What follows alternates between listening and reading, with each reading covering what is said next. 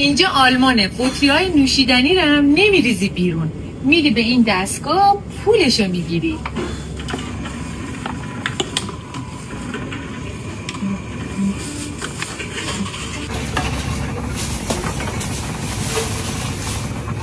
خب ببینید اینجا رو الان اون سبزو بزن، بکن سبزو فیشو تو اونم فیشش.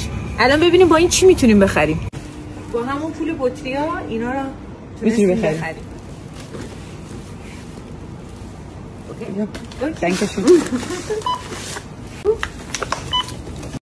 داری به چی فکر میکنی محمد آقا؟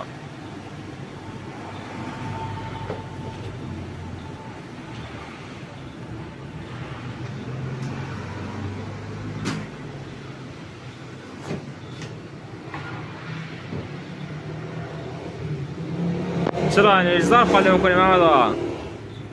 مثلا جان هر 4 تا قوطیش میشه $1. خب؟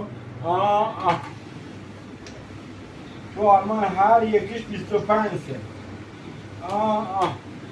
اینا رو موریم آلمان. با اینا میشه الان فعلا یک ماشین خرید. خب؟ یک زمینم توی شهر چلقه. خب؟ بخریم. ولی اون داستان اون خیاره رو ما نمیخوایم. اون خیاره مال خودش. ما خیار نمیخوایم. ما فقط زمین و ماشین.